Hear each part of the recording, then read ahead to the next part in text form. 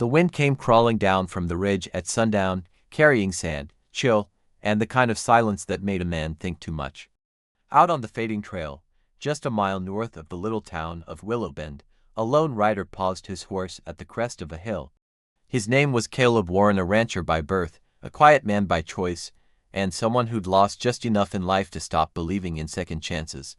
But that evening, as the last rays of sun bled across the horizon, he saw something that pulled him right out of his saddle. Down near the dry wash, half hidden by a broken wagon wheel, was a figure. She was small, fragile-looking, slumped against the dust like she'd run out of reasons to keep moving. Her dress was torn, her dark hair tangled by the wind, and one hand pressed weakly against her ribs. Caleb didn't know her name, but from this distance, he could tell she was fighting just to stay conscious. This was a bad place to be alone, especially after dark. He nudged his horse forward, the soft crunch of its hooves on the rocky soil the only sound in the growing quiet. And then, as he drew closer, she lifted her head. Her eyes were sharp to sharp for someone that injured. It was as if she'd been watching the road, waiting, long before he ever arrived. "Ma'am," Caleb called gently, his voice soft, not wanting to spook her. "You hurt." She swallowed hard, her throat visibly tight. Then she whispered something that chilled him more than the gathering wind. "Don't trust me." Her voice was thin, cracked with dehydration, but certain. "Just, don't trust me." Caleb froze, his hand resting on his saddle horn. Out here, warnings like that weren't poetic gestures, they were matters of survival. He could have turned his horse around, pretended he hadn't seen her, and convinced himself she was part of someone else's trouble.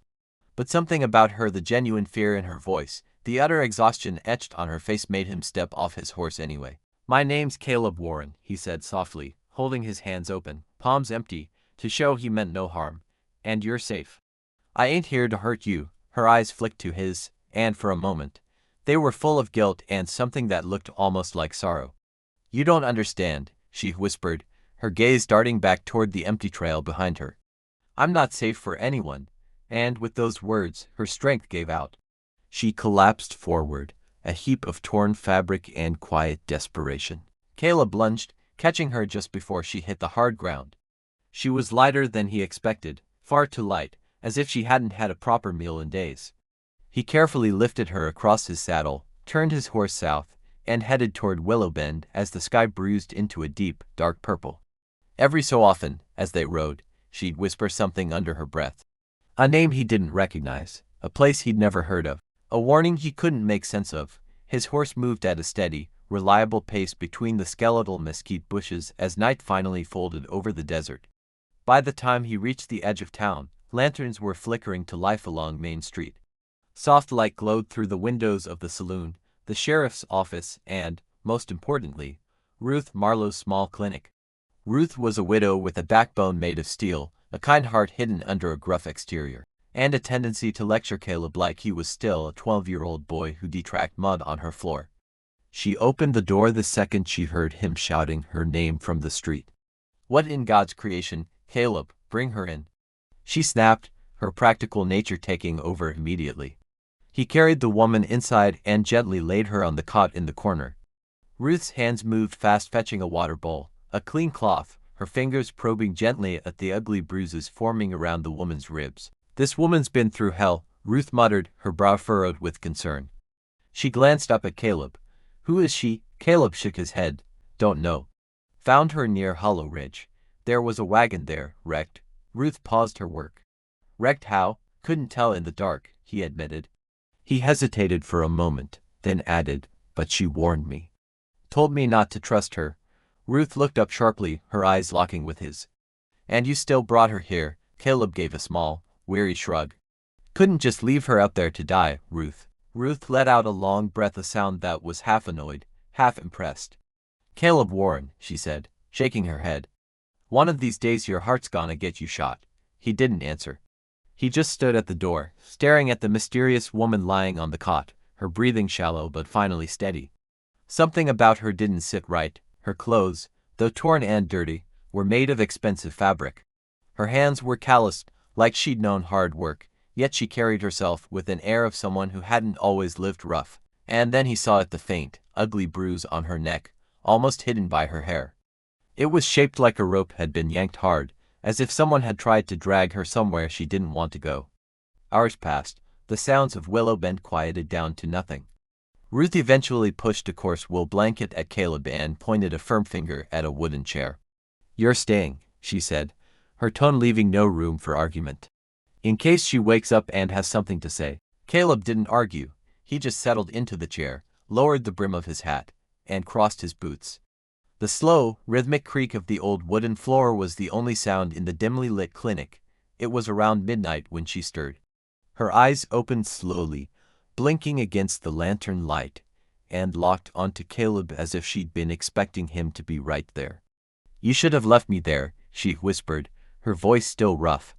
Caleb leaned forward, elbows on his knees. "Why's that?" Her throat tightened, and he could see the effort it took for her to speak. "Because danger follows me." He frowned. "Danger from who?" She stared past him at the flickering lantern flame, her voice trembling slightly. "From the men who think I stole something that belongs to them. And from the sheriff who thinks I killed someone I loved." Caleb felt the room grow colder, the late-night chill suddenly more acute.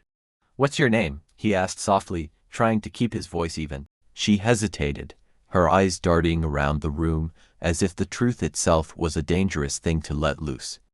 "Leela," she finally whispered, then her eyes glistened with tears, and she choked on her next words.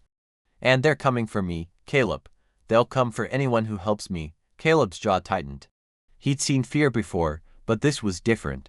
This was the fear of a hunted animal. "Let 'em come," he said quietly, a low rumble in his chest. But Leela shook her head, tears now streaking down her dust-covered cheeks. "No. You don't understand." Her voice broke completely, raw with a pain that went deeper than her physical injuries. "They already found me once." Caleb swallowed, his own throat feeling dry. "What happened?" She looked up at him, her eyes a mirror of fear, guilt, and 1,000 secrets. "They left someone to die because of me," she whispered, her voice barely audible. "And tonight, I think they're coming back to finish what they started." Before Caleb could even begin to process her words, a horse screamed outside, a sharp, panicked sound that cut through the silence of the night. Boots thudded heavily on the wooden porch of the clinic. And then a voice, rough and gravelly, growled through the night, loud enough for the whole town to hear. "We know she's in there. Bring her out. Or this whole town pays." Caleb slowly rose to his feet, his body moving with a coiled stillness. His hand drifted down, hovering just over the worn leather of his holster. In the sudden, deafening silence that followed, his heart began to pound against his ribs like thunder rolling in over the plains. Thank you for watching. If you enjoyed this story, don't forget to like and subscribe for more tales from the Old West. The sun bled over the dusty rooftops of a town that time had all but forgotten. I stood beside the wagon, the morning air crisp and cold, my journey finally at an end. But a shock sent a tremor through me. Tucked into my father's belongings was a familiar leather tobacco pouch, one I hadn't seen in years. My hand closed around it, the worn leather a ghost of a memory. Across the street, a man named Elias watched me, his gaze as silent and steady as the mountains on the horizon. I walked toward him, a question burning on my lips. "Did you know him?" I whispered, my voice barely audible. He didn't answer, just looked away, his expression troubled. With a heavy sigh, he turned and walked toward the stables, the silence stretching between us. We rode out of town together, the rhythm of the horses' hooves the only sound. His ranch was a lonely outpost on a vast, open plain, a small world of its own. As he tied up the horses, I found myself looking around, trying to piece together the life my father had lived here. Elias noticed my quiet contemplation. "The letter you sent," he started, his voice low. "You said you were looking for family." I swallowed hard, my nerves fraying. He leaned against the fence, waiting. I felt my hands tighten into fists, the frustration and grief coiling inside me. He took a half-step closer, then stopped, as if sensing a barrier he couldn't cross. "I'm his daughter," I finally said, the words hanging in the still air. Surprise flickered in his eyes, and for a moment, the wind itself seemed to hold its breath. "I see his fire in you," he said softly. That was all the opening I needed. "Then help me," I demanded. "Help me clear his name." Elias's expression hardened. "Be careful what you wish for," he warned. "The truth has teeth." Just then, a sharp whistle cut through the air. A rider was approaching, fast. Elias immediately shifted, his calm demeanor gone, replaced by a tense alertness. "Sheriff Barton." He dismounted, a dark, knowing smile playing on his lips. Elias moved without a second thought, positioning himself between me and the sheriff. "Heard you were asking about a letter," Barton said, his eyes fixed on me. Elias met his gaze, his voice firm and unwavering. "She's with me, Barton." The two men stared each other down, a silent battle of wills in the open yard. Finally, the sheriff tipped his hat in a cold, mocking gesture and rode away, leaving a trail of dust and unease. I let out a shaky breath I didn't realize I'd been holding. "We don't have much time," Elias said, his eyes following the retreating figure. "Do you know something more?" I asked, my heart pounding. He didn't answer, just led me into the barn. The air inside was cool and smelled of hay and old leather. He knelt beside a large wooden chest, the hinges groaning as he opened it. From inside, he pulled out an old, rolled-up map, its edges frayed with time. He handed it to me. I looked from the map to his face. "Are you coming with me?" He met my gaze, his own filled with a resolve that startled me. "You're not going alone." He took off his hat, running a hand through his hair, the weight of the world seemingly on his shoulders. "There's something else," he confessed, his voice dropping to a near whisper. "Your father. He didn't die in that mine collapse." I stared at him, my mind refusing to process the words. My whole body began to tremble. "I pulled him out," Elias admitted, stepping closer. "I was there." The world tilted on its axis. "Where is he?" I choked out, the question a desperate plea. Elias looked down, his face a mask of guilt and regret. Before he could answer, the sound of hoofbeats thundered outside, dozens of them. His head snapped up, his expression instantly serious. Shadows of men, Barton's men, danced across the barn walls. Elias grabbed my hand, his grip firm. "You have to trust me," he urged, his eyes locking with mine. He pulled open the back door of the barn as the sharp, metallic sound of rifle bolts snapping open echoed from the front. The shadows of armed men moved across the dirt yard. He looked deep into my eyes, his voice low and urgent. Double quotes. My panic spiked. I could see the men outside raising their guns. "Run!" he shouted, pulling me out the back and into the chaos. Bullets splintered the wooden boards of the barn just as we cleared it. The horses in the nearby corral spooked, their panicked whinnies filling the air as they scattered. Dust flew everywhere, choking me, blinding me. I stumbled, but Elias was there, his strong hand keeping me upright, pulling me forward. We ran, our feet pounding against the hard-packed earth, heading for the open fields beyond the ranch. Barton's men were right behind us, their shouts mixing with the thunder of their horses. Elias kept me just ahead of him, a shield between me and the danger.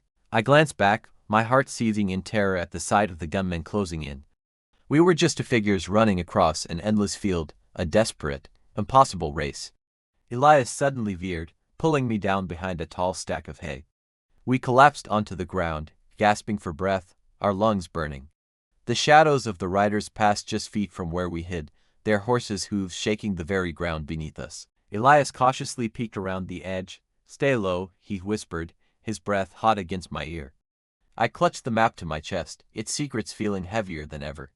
His grip on my hand tightened, a silent promise. The riders were fanning out, searching the field.